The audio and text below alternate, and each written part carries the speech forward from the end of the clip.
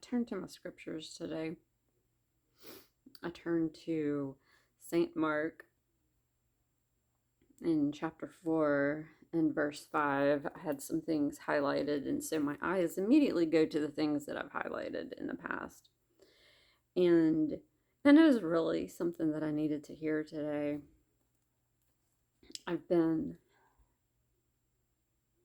This week I've been feeling some sadness come up, and just recognizing things about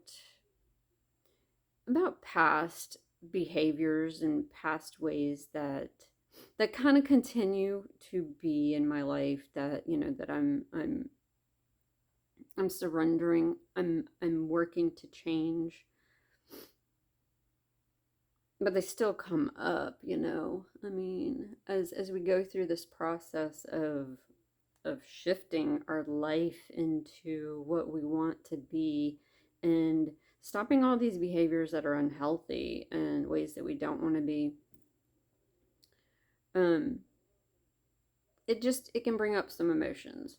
So I've been feeling some sadness this week. and my body has been feeling it, a little bit of anxiety feeling within my body. So I opened up, and it's in Mark in chapter 4, and this is whenever the apostles and Jesus, they were in the ship, and the storm came, the wind came, and the waves were beating on the ship and everything, and they woke up Jesus, and they said, "Master, carest thou not that we perish?"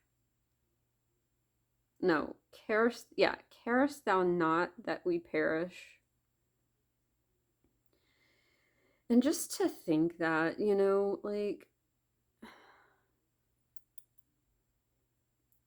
carest thou not that we perish? Like, we're down here in this world, in this life. Like, it feels sometimes like we are just perishing. Like, do you even care? Do you care that, like, that what we're going through? We're perishing down here. Do you even care? And he arose and he rebuked the wind, and he said to the sea, "Peace, be still." Just those words, just peace, be still. And the wind ceased, and there was a great calm. And he said unto them, "Why are you so fearful? How is it that you have no faith?"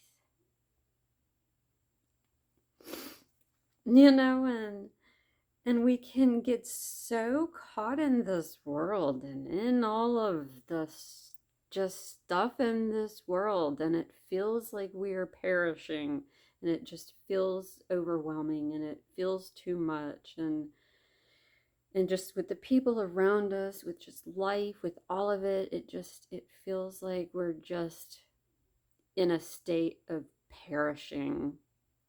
And he tells us to just peace, be still.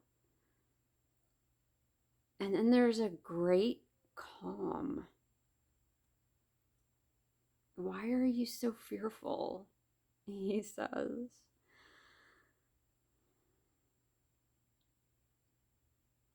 And I know that.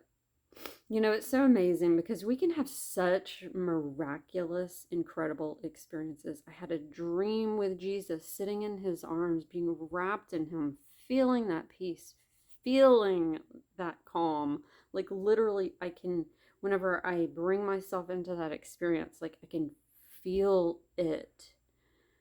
And yet we wake up in new days, a few weeks pass, we are just caught up in life, and we can forget. We do forget. And that's why it's so important to continue to stay in his words, to feel that, and to know that he is peace. He is calm. He can bring that calmness to our souls and to our spirits. I mean, they're like, who is this? Who is this man that even the wind and the sea obey him? You know, and how is it that we have such little faith, or that we have no faith, that we continue to just try to do things all on our own? We try to make things happen. We try to bring peace into our life in immortal ways instead of just, he says, peace, be still. He's calm. He's telling the winds and the waves to be still, but he's telling us to be still. And I love this. And I need this. I need this in my life every single day. That's why I sit in a little corner and I just sit in stillness and I just meditate. And and I have guided meditations that I do that bring me to that place. I have just my own.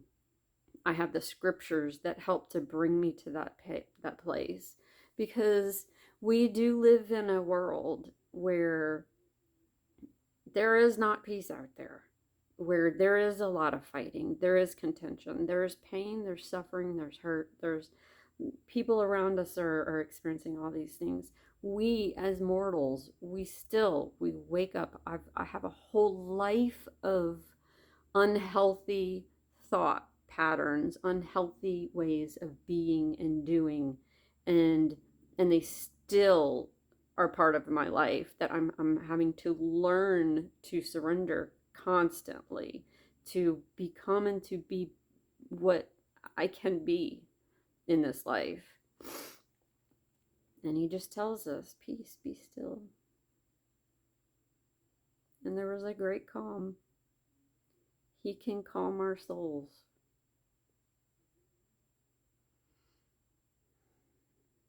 Why are you so fearful? You know, because we just don't have to be.